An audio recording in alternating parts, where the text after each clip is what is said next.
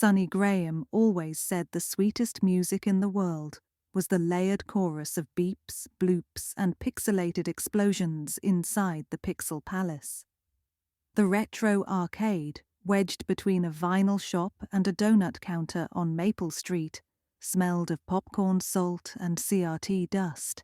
It was her haven 3 evenings a week after she clocked out of her daytime librarian job. She knew every cabinet by the scuffs on its joystick, every regular by the rhythm of their button mashing, and every high-score table like a chapter from a favourite book. That intimacy was why Saturday's discovery felt like a needle skidding across a cherished record.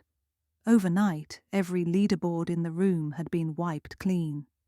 Barry Voss, owner and resident tinkerer, paced in front of the Burger Bonanza machine as if it might magically restore his name to the top slot.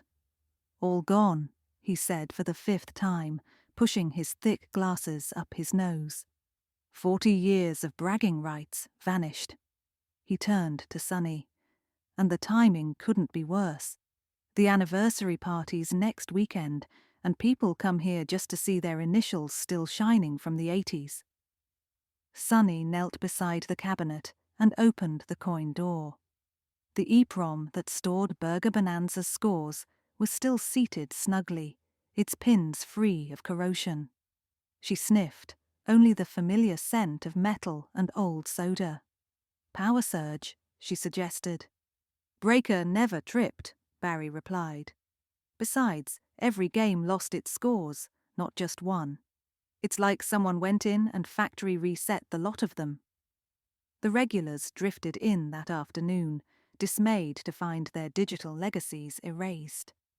Carter Knox, a competitive sort whose wardrobe alternated between band tees and sun-faded jean jackets, slapped his hand against the Gallagher bezel. "Those numbers were older than I am," he complained. Lila Finch, the local antiques dealer, who'd been pressuring Barry to sell her half the inventory, tisked sympathetically, yet eyed the cabinets with a predatory gleam. Even the giggling twin attendants, Tina and Toby, looked subdued, as though their beloved mascots had been caught without pants. Barry locked the doors at midnight and trudged to the back office, where his crown jewel awaited, a prototype cabinet for Dragon's Arcana, thought lost after the developer folded in 1984. Its hand-painted side art depicted a pixelated sorceress hurling fireballs, and only 3 such prototypes were rumoured to exist. Barry had bought this one at a storage unit auction and spent months coaxing it back to life. A velvet rope kept sticky fingers at bay. For the anniversary party, he planned to unveil it for public play, let the neighbourhood kids experience magic preserved in circuitry. Sunday morning, Sonny arrived early with pastries, hoping to cheer him up. She found the office door ajar and Barry on his knees, staring at an empty patch of linoleum. The velvet rope lay coiled like a dead snake. Dragon's Arcana was gone. No smashed glass, no forced locks. The alarm panel blinked green, indicating a normal night. Barry's shoulders sagged. "High scores wiped Saturday. Now the prototype. Someone's targeting the palace." Sonny squeezed his arm. "We'll figure it out. Let's treat this like a puzzle." Her sleuthing projects usually stopped at misplaced library volumes, but a stolen arcade cabinet had the same ingredients: limited access, quirky suspects, and the promise that everything would be right again if one paid attention. Cozy mysteries were simply reference desks without the hush. First, the timeline. The cabinet had definitely been present when Tina and Toby locked up. They remembered draping the usual dustcloth over its screen. The only person with a key besides Barry was Wade Porter, a freelance technician hired 2 weeks earlier to service the power supplies. He'd shown impeccable references, though he always arrived smelling faintly of orange peel cleaner, an odd cologne choice. Sonny questioned him over a landline call. Pixel Palace prided itself on remaining analog where possible. Wade sounded shocked. I was home prepping invoices, swear it. He offered to drive over immediately, but Barry, distraught and suspecting everyone, said no. The police would want fingerprints untouched. Trouble was, Detective Morrow wouldn't arrive until Monday morning, and gamers were already lining up outside, buzzing with rumors about the missing prototype. Sonny brewed coffee in the staff lounge, pondering the sequence. High scores first, theft second. Wiping leaderboards served no monetary advantage, yet it rattled the community and diverted Barry's attention. Could that have been rehearsal? If so, the culprit needed intimate knowledge of arcade hardware and the building's layout. She roamed the arcade again.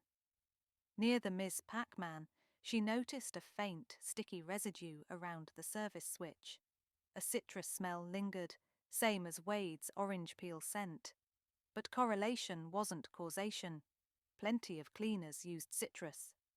She dug a micro flashlight from her handbag and peered inside the coin door. A bundle of wires had been disturbingly neat, twisted with fresh zip ties. Someone had opened it very recently. Meanwhile, Carter Knox bragged to a cluster of friends that he'd finally have a chance to claim every top score now that the slates were blank. His grin faded when Sonny asked where he'd been Saturday night. "Practicing at home," he said. "Got a tournament next month, Twitch stream and everything." Suspicious, but he lacked keys. Lila Finch dropped by with latte in hand, offering to buy the whole joint and save Barry the trouble. Sonny watched her examine empty corners like she was measuring for drapes. Lila certainly had money to hire a thief, but she flinched when Sonny suggested security cameras. Guilty conscience or dealer's caution? The local twins reported a new clue. A lone screw lay under the window near the parking lot. The window lock itself appeared untouched. Sonny slid her finger along the sill and frowned at a faint scratch, fresh and silvery against old paint, perhaps where a flathead screwdriver had slipped. That evening, Sonny and Barry inventoried the spare parts cabinet. One brass key to the back alley door was missing from its hook. The door required no alarm code, intended only for deliveries, and Wade had borrowed that key Friday to cart in a power supply. Barry smacked his forehead. "I forgot to log it back." Sonny paced amid rows of silent monitors. The pattern emerged. High-score wipe could be done during business hours under guise of routine maintenance. After-hours theft required the key. Wade fit. Still, she needed proof, and she disliked convicting someone solely on smell and circumstantial hardware tidies. Monday morning, Detective Morrow took statements and dusted for prints. Partial smudges on the prototype's former pedestal matched no one yet in the system. He promised updates but looked overwhelmed. A string of bike thefts occupied most of Oak Falls police resources. Barry's insurance required evidence of forced entry, which they didn't have, so reimbursement was uncertain. Sonny retreated to the palace's basement workshop, rifling through Wade's last invoice. It listed replacement capacitors, but Barry's reorder log showed no such parts received. Wade had billed for items he never installed. That meant opportunity for extended, unsupervised time. She turned to the central leaderboard server, a beige tower PC from 1999 that Barry used as a hub to sync high scores for weekly tournaments. Its event log contained dozens of entries, yet the timestamps were wrong. Someone had reset the system clock Saturday midday. Another clue, file named backuparcana.rom sat in the root directory, created at 1:14 p.m. during Wade's shift.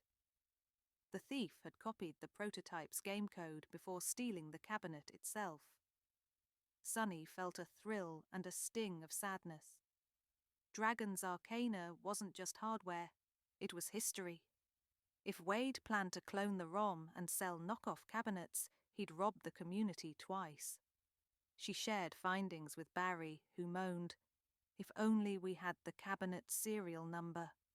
"We do," Sunny said, producing a Polaroid from the anniversary publicity board. The copper plate on the back of the machine read SNDRA02. "And I know how to bring Wade to us. We'll host a sudden high-score contest, grand prize, a mint-condition power glove. Announce that Dragon's Arcana will be streamed live from a secret location. He'll need to make sure we don't have the game." Barry blinked. "But we don't.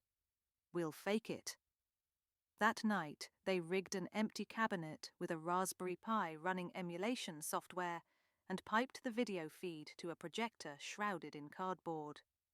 Sunny, wearing latex gloves, dabbed orange peel cleaner behind the coin door to mimic Wade's scent. Then she called Wade, claiming they'd miraculously found Dragon's Arcana in the basement, but needed urgent technical help to stabilize its power rail for the stream. Wade arrived within 20 minutes, toolbox in tow. His eyes glittered when he saw the covered cabinet. "I knew the thief couldn't have taken it far," he said, failing to mask relief. Sunny guided him to the unit. "We haven't checked its internals since discovery. Could you verify the EEPROM?" He crouched, popped open the back panel, then froze. The mainboard was obviously modern, not vintage. Sunny stepped behind him, phone recording. "Looking for something?" she asked quietly. Wade straightened, wiping his hands on a rag that smelled of orange. Beads of sweat dotted his temples. "Barry must have upgraded it, I guess." "You'd know whether he did," Sunny said. "You copied a ROM called Backup Arcana Saturday. Why back up something you didn't plan to steal?" His jaw flexed. "Prove it." Sunny lifted a plastic bag containing Wade's bogus capacitor invoice, the missing brass key, and the screw from the windowsill. "Intent, access, and residue. Also, we found your business card in Lila Finch's trash bin. She already has an Arcana she's trying to legitimize, doesn't she? You promised her the motherboard in exchange for a finder's fee." The office lights flicked on. Detective Morrow and Barry stepped forward. Sunny had texted their hiding place once Wade entered. Morrow cuffed the technician, reading rights. Wade muttered curses, but the fight fizzed out like a drained CRT. After Wade's escort to the squad car, Morrow explained, "He stashed the cabinet in Lila's warehouse." Officers retrieved Dragon's Arcana before dawn. Lila, cornered by evidence of the paid theft, agreed to cooperate, claiming she'd meant to safeguard the prototype, a euphemism only the gullible could swallow.